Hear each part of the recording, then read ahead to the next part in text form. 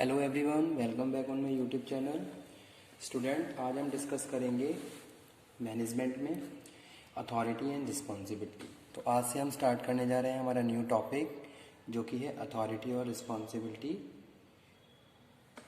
इसमें हम डिस्कस करेंगे आज के लेक्चर में meaning and definition of authority और इसके मेन कैरेक्टरिस्टिक्स, यानी कि क्या मेन कैरेक्टरिस्टिक्स हैं अथॉरिटी के, ये डिस्कस करेंगे हम अपने आज के इस वीडियो लेक्चर में। So let's start. इससे पहले मैं आपको बताऊं कि हमने अपने प्रीवियस लेक्चर्स में टाइप्स ऑफ स्ट्रक्चर कंप्लीट कर लिया है।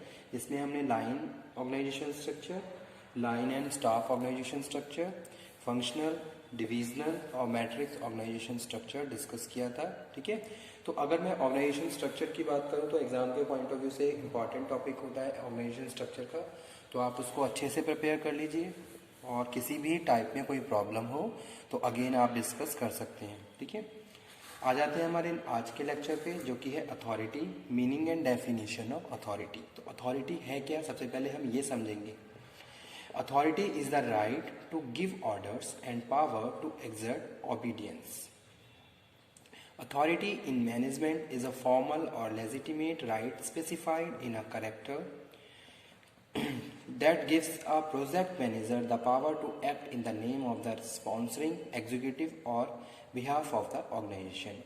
अगर मैं सिंपली आपको बताऊं या डिस्कस करूं कि भाई अथॉरिटी है क्या, तो यहाँ पे स्टार्टिंग में डिफाइन किया गया है, authority is the right to give orders. ठीक है, अगर मैं राइट टू गिव ऑर्डर्स की बात कर रहा हूँ, it means a person who is authorise. एक पर्सन क्या है, ऑथराइज है, जो क्या कर रहा है, इसके पास पावर है कि वो दूसरों को ऑर्डर दे सकता है, दूसरों की बिहेवियर को इन्फ्लुएंस कर सकता है। ठीक है, जैसे कि एक मैनेजर काम करता है, मैनेजर ऑर्गेनाइजेशन में अपने सबऑर्डिनेट को क्या कर रहा है, ऑर्डर दे रहा है, इंस्ट्रक्शन दे रहा है, उनके बिहेवियर को इन्फ्लुएंस कर रहा है, उनके बिहेवियर को कंट्रोल कर रहा है।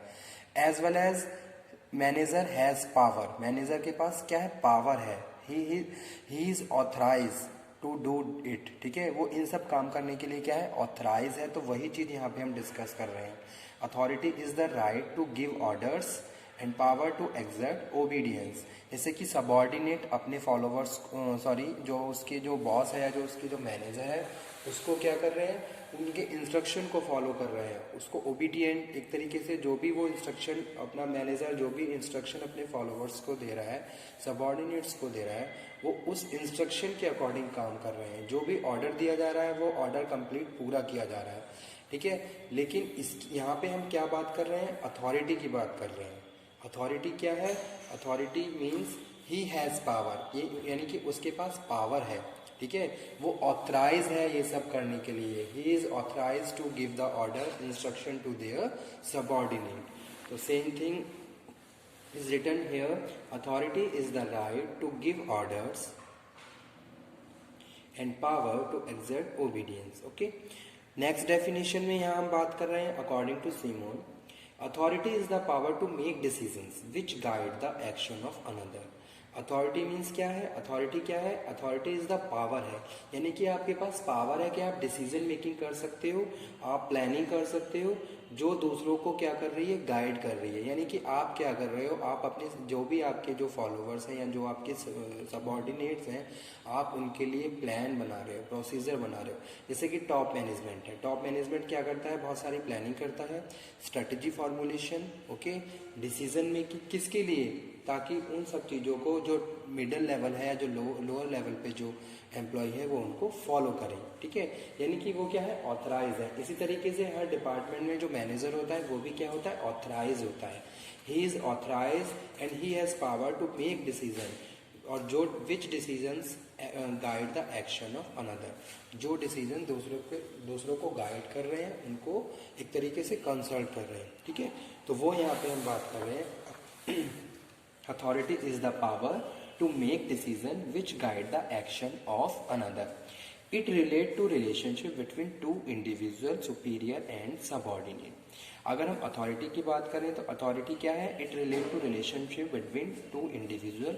यहाँ हम दो इंडिविजुअल की बात कर रहे हैं, एक है सुपीरियर और दूसरा है उसका सबऑर्डिनेट। यानी कि जो सुपीरियर क्या है, सुपीरियर के पास पावर है कि वो अपने जितने भी उसके जो सबॉर्डिनेट हैं या फिर जो भी उसके मेंबर हैं उनको वो ऑर्डर दे रहा है, उनको इन्फ्लुएंस के बिहेवियर को इन्फ्लुएंस कर रहा है, उनके बिहेवियर को कंट्रोल कर रहा है, as well as the decision making which are related to business activities, day to day functions, उसके बारे में डिसीजन मेकिंग की जा रही है। ठीक है, तो वो चीज़ यहाँ पे हम बात कर रहे हैं। Authority is the power to make decision which guide the action of another, ताकि उन सब चीज़ों की उनकी डिसीजन मेकिंग के हिसाब से या अकॉर्डिंग टू डिसीजन मेकिंग हम एक पॉजिटिव डायरेक्शन में मूव करें और फाइनली जो भी हमारे ऑब्जेक्टिव है वो अचीव करें।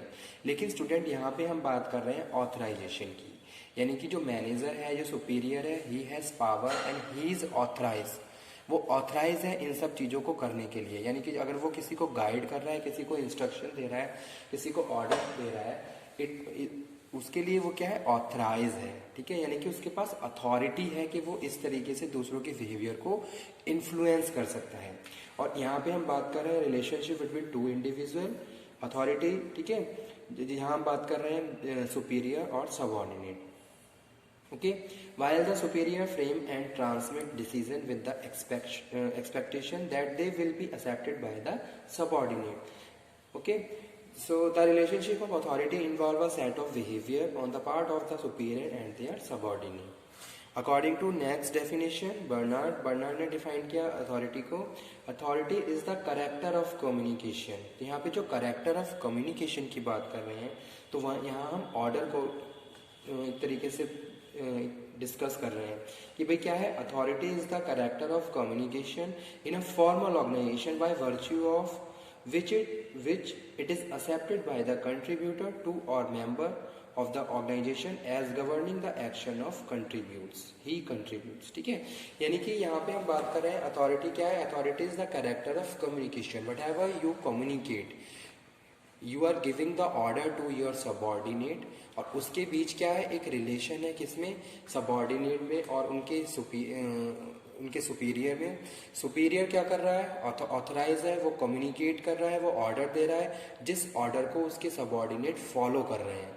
जो भी इंफॉर्मेशन पास आउट की जा रही है, जो भी कम्युनिकेशन किया जा रहा है, जो भी ऑर्डर दिया जा रहा है, उस ऑर्डर को प्रॉपरली फॉलो किया जा रहा है, उस ऑर्डर के अकॉर्डिंग सेम उसी डायरेक्शन में मूव किया जा रहा है। जो भी डिसीजन मेकिंग की जा रही है आपके रिगार्डिंग, आप उसको क्या है, फॉलो कर रहे हो, उसको एक्सेप्ट कर रहे हो। ठीक है, तो यहाँ पे हम दोनों ही चीजें बात कर रहे हैं। फॉलोवर को भी पता है कि भाई जो सुपीरियर है वो ऑथराइज है, ठीक है, उसके पास पावर है, और वो अपनी पावर को यूज करते हुए डिसीजन मेकिंग कर रहा है, ऑर्डर कर दे रहा है और बिहेवियर को इन्फ्लुएंस कर रहा है। और जो सबऑर्डिनेट है वो भी इस अकॉर्डिंग टू दिस उन सारी चीज़ों को फॉलो कर रहे हैं। जैसे कि एक बिजनेस ऑर्गेनाइजेशन में होता है, ऑर्गेनाइजेशन में बॉस जो भी ऑर्डर देता है अपने सबऑर्डिनेट्स को, वो सबऑर्डिनेट उन ऑर्डर्स को पूरा करते हैं। यानी कि जो भी इंस्ट्रक्शन दिए गए, यानी कि एक तरीके से जो भी जिस डायरेक्शन में वो आपको लेके जा रहा है, आप उस डायरेक्शन में मूव कर रहे हैं। ठीक है, तो वो यहाँ पे हम बात कर रहे हैं, बिकॉज यू नो कि ही एंड शी इज ऑथराइज, उसके पास अथॉरिटी है। ओके, तो वो यहाँ पे हम बात कर रहे हैं। So this definition of authority clearly bring out the difference between power and authority. Authority has willing acceptance of the person, okay, over whom it is exercised, whereas power is unidirectional. It may or may not be liked by the person over whom it is exercised. ठीक है, तो वो यहाँ पे हम बात कर रहे हैं। Now we are moving on characteristics. Characteristics क्या है authority के?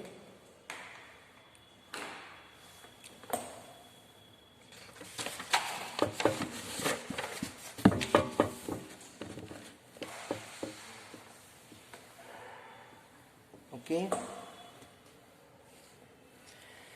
now we are going on characteristics. These characteristics are basis of getting things done, legitimacy or decision making, and last है implementation. तो डिस्कस करते हैं कौन कौन से नेचर है, कैरेक्टरिस्टिक्स होते हैं अथॉरिटी के। फर्स्ट वन है basis of getting things done. Authority gives a right to do things in a organisation and affect the behaviour of other workers of the organisation. It leads to the performance of certain activities for the accomplishment of the defined objective automatically. ठीक है, तो पहली चीज क्या, एक base है authority क्या है? Authority is a base of getting things done, but ever instruction given by the subordinate that instruction must be follow.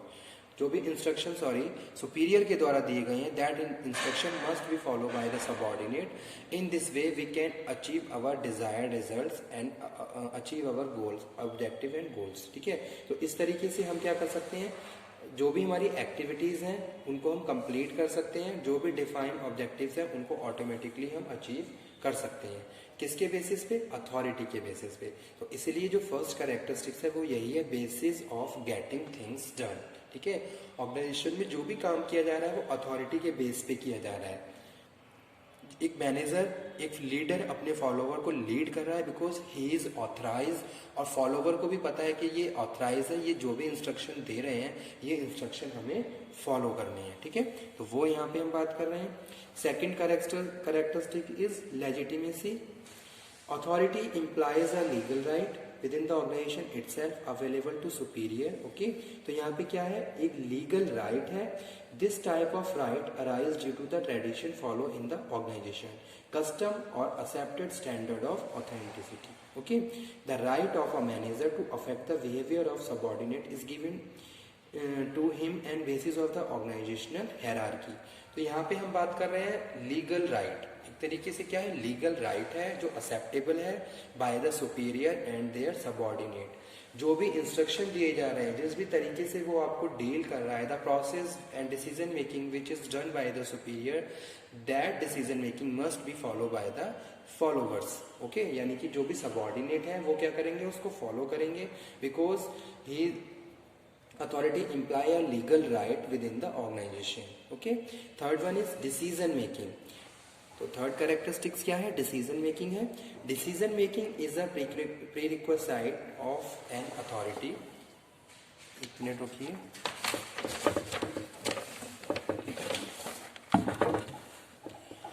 Decision making, about the decision making we can say that decision making is a prerequisite of an authority.